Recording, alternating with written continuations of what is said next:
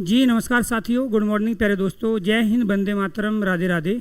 UP police सिपाही SI radio operator के जो तमाम एग्ज़ाम हैं या कोई भी एग्ज़ाम सेंट्रल या स्टेट गवर्नमेंट का आप देना चाहते हो और उसमें आपको वास्तव में दिक्कत है कम समय में राइट क्वेश्चन करने की या क्वेश्चन ही आपके सही नहीं हो रहे हैं, तो हिंदी की टेंशन ख़त्म करने के लिए 20 मिनट के शो में आप सभी दोस्तों का हार्दिक अभिनंदन और स्वागत है।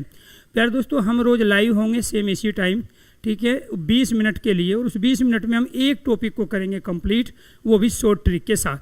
जैसे कि आप यहाँ पे देख रहे हैं, आज से मैंने 20 मिनट का शो शुरू किया है। एक बहुत अच्छा दिन है, मंगलवार, हनुमान जी का दिन है। शॉर्ट ट्रिक के साथ हम टॉपिक पढ़ेंगे ग्रुप बना के। इस ग्रुप के अंतर्गत पहला जो प्यारे दोस्तों टॉपिक है वो आज का हम लेंगे समास।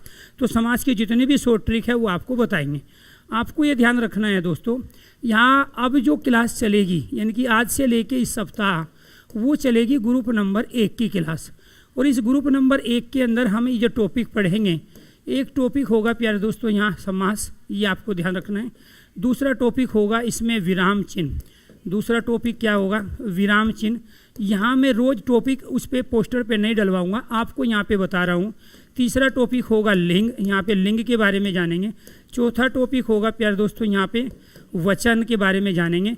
और इसके बाद में यहाँ पे प्यारे दोस्तों हम जो टॉपिक लेंगे वो लेंगे यहाँ पर मुहावरे और कहावतों का, क्योंकि इससे भी संबंधित प्रश्न पूछे जाते हैं। मुहावरे और कहावतें, इस तरीके से हम यहाँ अपने ग्रुप में हर ग्रुप में 5 टॉपिक को लेंगे। तो ये प्यारे दोस्तों पहला ग्रुप हमारा हुआ समास, विराम चिन्ह, लिंग, वचन, मुहावरे और कहावतें। इनको करते समय किन चीज़ों का ध्यान रखना है वो आपको करना है। ऐसे फिर जब ये कंप्लीट होगा ग्रुप नंबर 2, इस तरीके से पूरे प्यारे दोस्तों 10 ग्रुप के अंतर्गत हम पूरी हिंदी को कर देंगे आपकी कंप्लीट और आपके पेपर से पहले, ठीक है। यहाँ पर आज का जो टॉपिक है हमारा वो टॉपिक है समास। तो समास से जो यहाँ से प्रश्न बनेंगे, एक प्रश्न तो प्यारे दोस्तों आपका ये बनेगा, बस चीज़ों को आपको समझना है, ध्यान से सुनना है, ठीक है। तो ये जो बना है एक प्रश्न तो ये है कि सम और आज से मिलके बना है। इसमें सम क्या है? उपसर्ग है, ये आपका मूल शब्द है। दूसरा इसका शाब्दिक अर्थ पूछा जाता है, शाब्दिक अर्थ इसका होता है संक्षेप, ठीक है। तीसरा आपको ये ध्यान रखना है, पूछा जाता है समास के भेद। तो समास के जो भेद होते हैं प्यारे दोस्तों वो 4 भी होते हैं और समास के भेद हमारे ये आपको ध्यान रखना है 6 भी होते हैं। तो 4 से 6, अब ये 4 और 6 का चक्कर क्या है? 4-6 का चक्कर ये है क्योंकि इनमें से आपको ये ध्यान रखना है जो हमारा कर्मधारीय समास है। कौन सा समास है? कर्मधारीय व द्विगु समास। कर्मधारीय व द्विगु समास जब ये तत्पुरुष के अंतर्गत चले जाते हैं, किसके अंदर चले जाते हैं? तत्पुरुष के अंतर्गत चले जाते हैं, तो उस समय समास के भेदों की संख्या कितनी हो जाती है? 4 हो जाती है, ठीक है। इसके बाद फिर यहाँ से प्रश्न जो बनेगा हमारा वो बनेगा समास के भेद का, कि आखिरकार उस समास के अंतर्गत कौन कौन से आते हैं। समास के भेद, तो समास के भेद कितने हैं? समास के भेद है 6। इनमें से एक भेद है हमारा अव्ययी भाव समास। कौन सा समास है? अव्ययी भाव समास है। और इस अव्ययी भाव समास की जो शॉर्ट ट्रिक है वो शॉर्ट ट्रिक प्यारे दोस्तों हमारी ये है कि इसमें पहला पद अव्यय होता है, और वो जो अव्यय है जिसको हम अविकारी भी कहते हैं, इसी अव्यय को हम क्या कहते हैं? अविकारी। अर्थात जो शब्द किसी लिंग, वचन, काल, कारक में परिवर्तित ना हो उसी को हम कहते हैं अविकारी शब्द। तो जो पहला इसके अंतर्गत ये यहाँ से लेके यहाँ तक अव्यय है, तो इसका मतलब वो अविकारी अव्यय शब्द होगा। और इस अविकारी अव्यय के अंतर्गत वो एक तो रहेगा आपका उपसर्ग, यानी कि एक उपसर्ग होगा, उपसर्ग के साथ में कोई एक शब्द मिलेगा, तब जाके प्यारे दोस्तों वो प्रतिदिन शब्द बना देगा, प्रतिदिन शब्द बनाएगा। वो यहाँ पे निर्धन शब्द बनाएगा, इसके साथ साथ प्यारे दोस्तों वो पराक्रम शब्द बनाएगा। और इन सब में क्या है? अव्ययी भाव समास है। दूसरा जो अविकारी अर्थात अव्यय होता है वो होता है निपात। इसका मतलब ये हुआ कि अव्ययी भाव समास में 2 जो शब्द होंगे उनमें से पहला शब्द या तो उपसर्ग या फिर निपात के रूप में होगा। उपसर्ग शब्दांश होते हैं, निपात शब्द होते हैं। और इसके अंतर्गत जैसे यहाँ पे हमने शब्द बनाया यथाशक्ति, यथा क्या है? निपात है। ऐसे यहाँ पे भरसक, भर क्या है? निपात है। ऐसे यहाँ तथा योग्यता, तथा क्या है? यहाँ पे प्यारे दोस्तों हमारा निपात शब्द है। तो जहाँ पहला उपसर्ग मिले 2 शब्दों में से, निपात मिले तो वो क्या कहलाएगा, वो अव्ययी भाव समास कहलाएगा। तीसरा आपको ये ध्यान रखना है कि इसमें एक शब्द होगा अव्यय। क्या होगा, अव्यय। अव्यय के साथ में दूसरा भी कोई शब्द अव्यय हो सकता है, ठीक है, तो वो भी क्या कहलाता है, हमारा अव्ययी भाव समास। जैसे फॉर एग्जाम्पल यहाँ जो हमने शब्द लिया है वो ले लिया हमने यहाँ धीरे धीरे, तो धीरे धीरे क्या है, ये दोनों के दोनों अव्यय शब्द हैं। यहाँ हमने शब्द ले लिया आजकल, तो ये भी क्या है, इसमें अविकारी है। और यहाँ शब्द ले लिया हमने यहाँ पे अंदर और बाहर, तो इनमें पहला शब्द जो है अंदर बाहर में, अंदर अपने आप में अविकारी अर्थात अव्यय है, क्योंकि आप अंदर से अंदरे और अंदरी नहीं बना सकते। बहुत सारे बच्चे इसमें द्वंद्व समास बताएंगे, जबकि द्वंद्व नहीं है। द्वंद्व कब होता है, जब ये संज्ञा सर्वनाम विशेषण क्रिया होती है। जब ये शब्द संज्ञा सर्वनाम विशेषण क्रिया होते, जैसे पढ़ पढ़, पढ़ चल, ठीक है, खेल कूद, वो अपने आप में द्वंद्व होता। लेकिन जब ये क्या है, ये अव्यय है, अव्यय अविकारी, जो किसी लिंग वचन काल कारक में बदलते नहीं हैं। तो एक तो शॉर्ट ट्रिक आपकी अव्ययी भाव समास की ये थी। दूसरी जो शॉर्ट ट्रिक है अव्ययी भाव समास की, जो समस्त पद होगा अव्ययी भाव समास में, समस्त पद मतलब क्या होता है, पूरा पद। समस्त पद नपुंसक लिंग का होगा। समस्त पद क्या होगा, नपुंसक लिंग का होगा, कभी भी पुल्लिंग और स्त्रीलिंग का नहीं होगा, नपुंसक लिंग शब्द होगा। ये आपको ध्यान रखना है। यहाँ जैसे फॉर एग्जाम्पल हमने यहाँ ये ले लिए, मैंने कहा यहाँ पे आजन्म, मैंने कहा यहाँ पे पर्यावरण, तो ये पर्यावरण जो है आजन्म शब्द आ गया। मैंने कहा यहाँ पर यहाँ वहाँ, मैंने कहा यहाँ यहाँ या यहाँ वहाँ, ये सारे के सारे न तो पुल्लिंग है न स्त्रीलिंग है, ये सारे के सारे क्या है, नपुंसक लिंग के। अव्ययी भाव समास का कोई भी एग्जाम्पल प्यारे दोस्तों आपको ध्यान रखना है, पुल्लिंग स्त्रीलिंग का होता ही नहीं है, नपुंसक लिंग के शब्द होंगे। तीसरी शॉर्ट ट्रिक आपकी अव्ययी भाव समास की ये है कि यहाँ शब्द की आवर्ती, यहाँ आपको ध्यान रखना है, आवर्ती जो है, आवर्ती शब्द की, समास कहाँ होता है, जहाँ दो शब्दों का योग हो। शब्द की आवर्ती, शब्द की आवर्ती बिना योजक चिन्ह, बिना योजक चिन्ह की, शब्द की आवर्ती बिना योजक चिन्ह के जहाँ होगी वो क्या कहलाएगा, अव्ययी भाव समास। कैसे कहलाएगा, जैसे दिनों दिन, ये अव्ययी भाव समास है। रातों रात, ये भी अव्ययी भाव समास है। ये दिनों दिन है, रातों रात है, क्या है, रातों रात है। बातों बात है, बातों बात, हाथों हाथ, कानों कान, ये सारे के सारे हमारे क्या हैं, ये अव्ययी भाव समास के उदाहरण हैं। लेकिन अगर प्यारे दोस्तों हम इनको इस रूप में ले आए, इसको दिन और दिन में कर दूँ मैं, ये द्वंद्व समास हो जाएगा। इसको मैं रात और रात में कर दूँ इस तरह से योजक चिन्ह के साथ, द्वंद्व समास। इसको बात और बात के रूप में लेऊँ तो ये भी द्वंद्व समास, और इसको ये हाथ और हाथ के रूप में लेऊँ तो ये भी क्या कहलाएगा, द्वंद्व समास।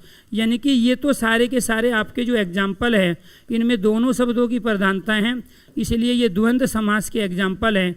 लेकिन ये बिना योजक चिन्ह के शब्द यहाँ आवर्ती कर रहा है, इसीलिए सारे के सारे क्या कहलाएंगे, इस कंडीशन के अनुसार ये सारे के सारे कहलाएंगे आपके अव्ययी भाव समास। ये क्या कहलाएंगे, अव्ययी भाव समास के एग्जाम्पल। ये आपको ध्यान रखना है। यहाँ दोनों शब्दों की प्रधानता है जिसकी वजह द्वंद्व समास है। यहाँ योजक चिन्ह आया है, योजक चिन्ह इसी हाइपन को कहते हैं जो हमने यहाँ प्रयोग किया है। लेकिन अगर अविकारी शब्दों के साथ हाइपन आएगा, फोर्थ और लास्ट इसकी शॉर्ट ट्रिक क्या है, अविकारी शब्दों के बीच में, अविकारी कौन से होते हैं, जो किसी लिंग वचन काल कारक बदलते नहीं।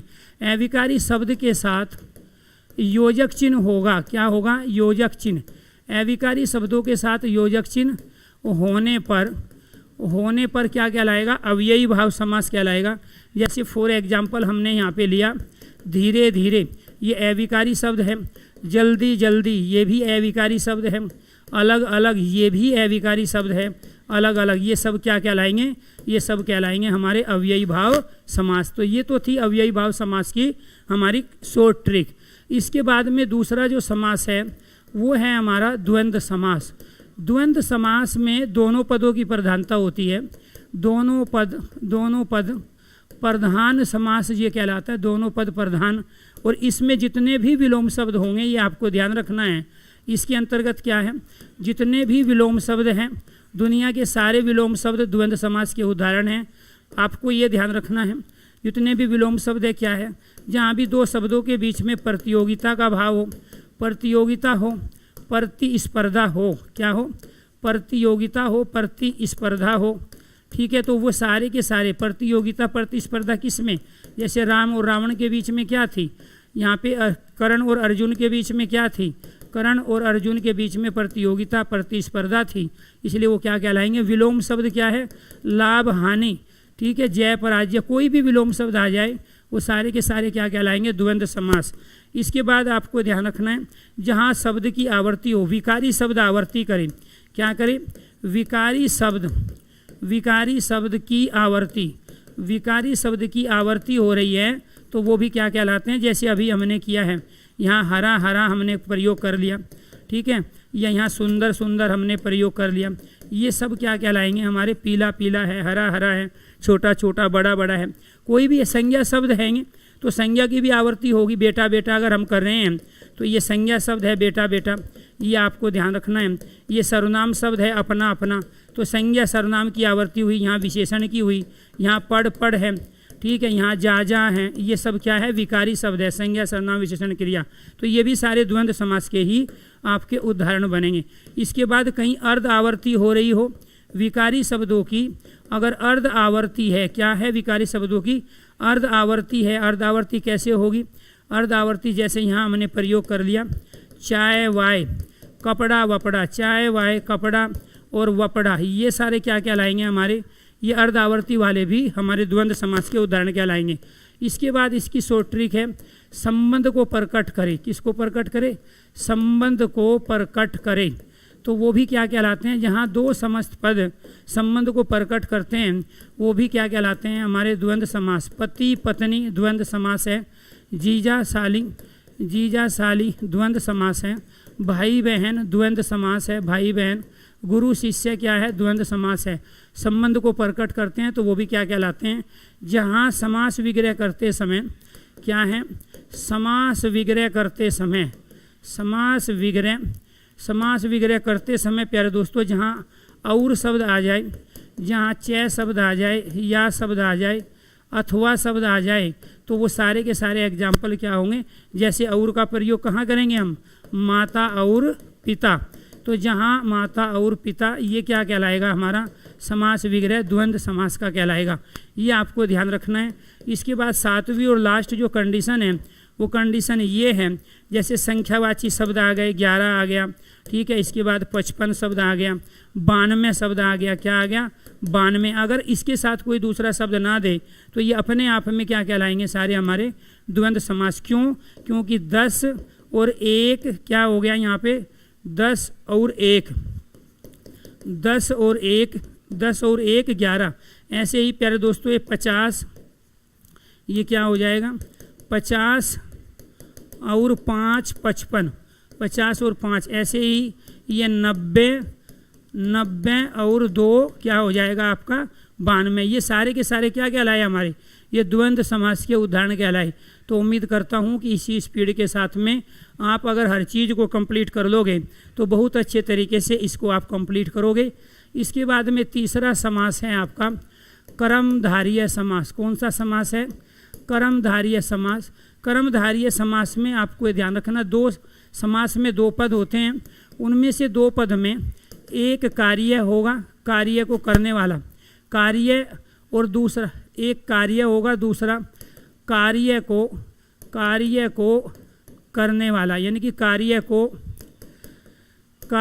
करने वाला, कार्य को करने वाला क्या कहलाता है, कर्ता कहलाता है।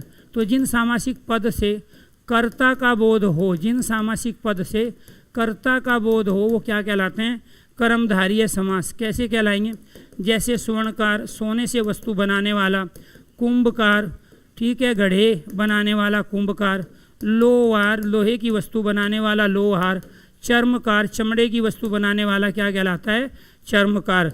दूसरी जो कंडीशन है प्यारे दोस्तों वो क्या है, एक शब्द विशेषण होगा, एक शब्द विशेषण जो किसी की विशेषता को बताएगा, दूसरा वो शब्द होगा जिसकी विशेषता बताई जाएगी। ये विशेष्य हमेशा क्या होता है, संज्ञा शब्द होगा। तो विशेषण विशेष्य समास भी हम इसको कहते हैं। और विशेष्य विशेषण समास का मतलब यहाँ पे ये हुआ कि वो ये कहेगा, जैसे काला सांप एक विशेषण हो गया और सांप क्या हो गया, विशेष्य। जैसे कमीना मंत्री, ठीक है, तो कमीना मंत्री में एक विशेषण दूसरा विशेष्य। ऐसे ही सुंदर स्त्री एक विशेषण दूसरा विशेष्य। शैतान छात्र एक विशेषण और दूसरा क्या हो गया विशेष्य। ऐसे ही तीसरी जो कंडीशन है इसकी, वो तीसरी कंडीशन है उपमान उपमेय समास। क्या है? उपमान उपमेय समास भी हम इसको कहते हैं। उपमान उपमेय समास भी हम कर्मधारय समास को कहते हैं। उपमान उपमेय का मतलब यहाँ ये हुआ कि एक यहाँ पे प्यारे दोस्तों जैसे कमल शब्द है, ये उपमान है, कमल नयन ये उपमेय हो गया। ऐसे ही यहाँ पे मर्ग नयनी एक उपमान है, दूसरा गज गामिनी गज उपमान हो गया, और गामिनी हाथी के सवाल चलने वाली गज गामिनी हो गया। चंद्र मुख चंद्र यहाँ उपमान है और दूसरा क्या हो गया उपमेय। तो समास होता है वहाँ जहाँ दो शब्द होते हैं, अगर दो शब्द में एक उपमान है और दूसरा उपमेय है, वो क्या कहलाएगा उपमान उपमेय। ये यहाँ हिंदी का रिवीजन हो रहा है, शॉर्ट ट्रिक के माध्यम से हिंदी को सिखाया जा रहा है। तो ये सारे के सारे। चौथी शॉर्ट ट्रिक क्या है?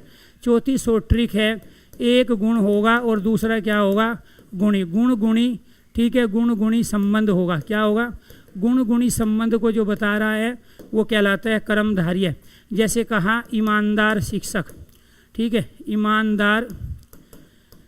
ईमानदार शिक्षक, ये क्या एक गुण है, दूसरा क्या है गुणी है। कर्मठ नेता क्या है? कर्मठ नेता एक गुण है, दूसरा गुणी है। साहसी पुरुष एक गुण है, दूसरा गुणी है। ये आपको ध्यान रखना है, ठीक है। मेहनती छात्र या होनहार छात्र, ये क्या है होनहार छात्र एक गुण है और दूसरा गुणी है। तो यहाँ गुणी कौन सा है? शिक्षक, नेता, पुरुष और छात्र। और गुण क्या? ईमानदार, कर्मठ, साहसी और होनहार होना। तो ये था आपका कर्मधारय। इसके बाद चौथा जो समास है वो है आपका द्विगु समास। द्विगु समास में आपको ध्यान रखना है, द्विगु का जो शाब्दिक अर्थ होता है वो एक द्विगु का शाब्दिक अर्थ होता है संख्यावाची। द्विगु का क्या अर्थ होता है? संख्यावाची, ठीक है। तो दूसरा अर्थ होता है समूहवाची। दूसरा अर्थ क्या होता है द्विगु का? समूहवाची। तो कुछ शब्द ऐसे होंगे जो समूह का बोध कराएगा, समूहवाची। समूहवाची शब्द कैसे होंगे? जैसे यहाँ पे सप्ताह ले लिया 7 दिनों का समूह, दशक ले लिया है 10 वर्षों का समूह, शतक ले लिया 100 वस्तुओं का समूह, शताब्दी ले लिया 100 वर्षों का समूह। तो ये क्या है? हमारे द्विगु समास हैं। सहस्स भुजा ले ली, 1000 भुजाओं वाली जो सहस्स भुजा है। ऐसे ही प्यारे दोस्तों यहाँ चवन्नी आ गई, चवन्नी 4 आनेओं का समूह है। पंजाब आ गया 5 नदियों का समूह, ये क्या है? पंजाब। ये सब समूहवाची थे। संख्यावाची में यहाँ पर क्या आता है? 1 से लेके 10 तक पहला शब्द होगा। 1 से 10 तक, 1 से 10 तक की, 1 से 10 तक की संख्या, 1 से 10 तक की, 1 से 10 तक की संख्या, 1 से 10 तक, 1 से 10 तक की संख्या पहला पद, 10 पहला पद होगा और दूसरे की वो विशेषता बताएगा। जैसे फॉर एग्जाम्पल मैंने ले लिया यहाँ पर एक मत, मैंने यहाँ शब्द क्या ले लिया? एक मत शब्द ले लिया। ऐसे ही मैंने दोपहर ले लिया, क्या है यहाँ पे? दोपहर। यहाँ पे मैंने ले लिया प्यारे दोस्तों तिराया, यहाँ पे मैंने ले लिया चौपाया। ऐसे ही यहाँ पे मैंने लिया पंचा अमृत, पंचवटी। ऐसे ही हमने यहाँ पे ले लिया षडासन, 6 आसन। ऐसे ही यहाँ पे ले लिया सप्तपदी, 7 पदों वाली। ऐसे ही यहाँ पे शब्द ले लिया अष्टांग, 8 अंग हैं। यहाँ पे ले लिया नवरस, ये ऐसे ही यहाँ पे हमने ले लिया यहाँ 10 रथ, ठीक है। या फिर यहाँ 10 मेष, 10 अवतार, क्या है? 10 अवतार। ये सारे के सारे क्या है? हमारे द्विगु समास के उदाहरण हैं। 1 से 10 तक की संख्या पहला पद के रूप में होगा, ठीक है। दूसरे पद की वो विशेषता बता रही होगी, दूसरा पद प्रधान होता है, और या फिर समूह होगा। समास विग्रह करने के दौरान 2 शब्द का प्रयोग करेगा, या तो समास विग्रह में समूह का प्रयोग होगा या फिर समाहार। तो या फिर समाहार कहाँ? समास विग्रह में। तो समास विग्रह में आपको जहाँ समूह या समाहार ये 2 शब्द दिखाई दे, आंखें बंद द्विगु समास, क्या कहलाएगा? आंखें बंद द्विगु समास।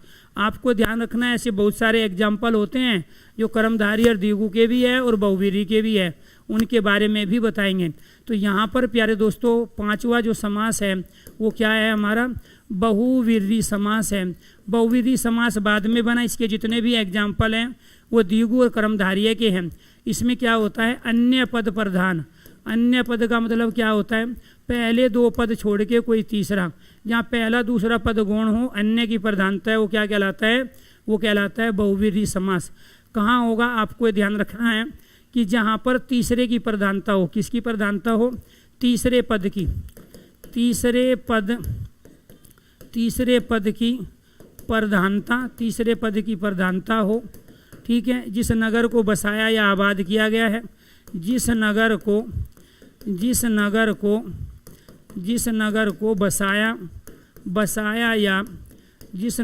बसाया या आबाद किया गया हो, वो भी क्या कहलाता है? बहुव्रीहि समास। तीसरी शॉर्ट ट्रिक क्या है? समास विग्रह करते समय यहाँ हम वाला वाली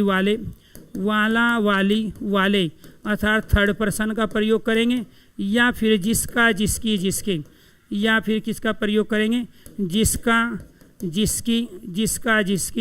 जिसके का प्रयोग करेंगे, जो हमें थर्ड पर्सन को बताएगा। तो आपको ये ध्यान रखना है प्यारे दोस्तों। जैसे फॉर एग्जाम्पल यहाँ पे हमने एक शब्द ले लिया पीताम्बर। पीताम्बर में कर्मधारय भी बहुव्रीहि भी है, ये आपको ध्यान रखना है। यहाँ पे ले लिया हमने नीलकंठ, ठीक है। ऐसे ही हमने यहाँ पे शब्द ले लिया त्रिनेत्र, ऐसे ही यहाँ पे हमने शब्द ले लिया चतुर्भुज। क्या ले लिया? चतुर्भुज, ठीक है। क्योंकि इनमें संख्या भी आ रही है और ये भी मैंने दोनों को समझाया। तो ये अपने आप में पीताम्बर जो है प्यारे दोस्तों विष्णु कहलाता है, इसलिए बहुव्रीहि है। ऑप्शन में बहुव्रीहि ने तो कर्मधारय है। नीलकंठ शिव कहलाता है, तो राइट आंसर आपका बहुव्रीहि है। ऑप्शन में बहुव्रीहि नहीं है तो ये कर्मधारय का उदाहरण है। यहाँ त्रिनेत्र शिव कहलाता है, ऑप्शन में बहुव्रीहि है तो बहुव्रीहि है, नहीं है तो ये द्विगु समास का उदाहरण है। चतुर्भुज विष्णु के होते हैं, इसलिए जब तक ऑप्शन में प्यारे दोस्तों बहुव्रीहि है, ये सारे बहुव्रीहि के उदाहरण हैं। जब ऑप्शन में बहुव्रीहि नहीं है, ये दोनों क्या है? द्विगु समास के उदाहरण हैं। जब ऑप्शन में बहुव्रीहि नहीं है, ये कर्मधारय समास के उदाहरण हैं। क्यों? क्योंकि ये विशेषण और विशेष्य है, ये उसके ऊपर डिपेंड करता है प्यारे दोस्तों जो आपके पास ऑप्शंस हैं। क्योंकि बहुव्रीहि का खुद का अपना कोई एग्जाम्पल नहीं है, इसीलिए ये क्या कहलाते हैं? हमारे कर्मधारय द्विगु। इनमें पहला पद संख्यावाची था, ये विशेषण विशेष्य थे। ऑप्शन में बहुव्रीहि, राइट आंसर बहुव्रीहि। ऐसे जिस नगर को बसाया या आबाद किया गया है, जैसे फॉर एग्जाम्पल जयपुर, ठीक है, जोधपुर, हैदराबाद, जयपुर, जोधपुर, हैदराबाद। और इसके बाद में क्या है? तुगलकाबाद। क्या है? तुगलकाबाद। ये सारे के सारे क्या है? बहुव्रीहि समास के उदाहरण हैं। क्योंकि जिस नगर को बसाया या आबाद किया गया हो, राजा जयसिंह के द्वारा, राजा जयसिंह ने बसाया है, जिसे वो क्या कहलाया? थर्ड पर्सन, जयपुर, ठीक है। राव जोधा के द्वारा बसाया गया पुर क्या कहलाता है? जोधपुर। हैदराबाद, हैदर अली के द्वारा आबाद किया गया, हैदर अली के द्वारा आबाद किया गया, हैदर अली ने, हम इसे भी ये भी कह सकते हैं हैदर अली ने आबाद किया, जिसे वो क्या कहलाता है? हैदराबाद, ठीक है। तुगलक ने आबाद किया, जिसे तुगलक ने आबाद करना बसाना ही होता है, उर्दू का शब्द है। तुगलक ने आबाद किया जिसे, उसे क्या कहते हैं प्यारे दोस्तों? उसे कहते हैं तुगलकाबाद। ये था आपका बहुव्रीहि समास। समास विग्रह करने पर हम क्या करेंगे? यहाँ नीलकंठ है जिसका, तो जिसका शब्द आ जाएगा। पीला वस्त्र है जिसका, तीन नेत्र वाला, चार भुजाओं वाला, इसमें वाला आएगा, इसमें जिसका जिसके जिसके का प्रयोग करेंगे, इसलिए वो कहलाया बहुव्रीहि समास। इसके बाद प्यारे दोस्तों आपको ये ध्यान रखना है, बात करते हैं सिक्स की। सिक्स क्या है हमारा? तत्पुरुष समास है। क्या है?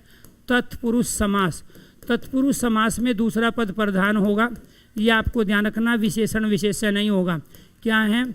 दूसरा पद प्रधान समास। दूसरा पद प्रधान समास क्या कहलाता है?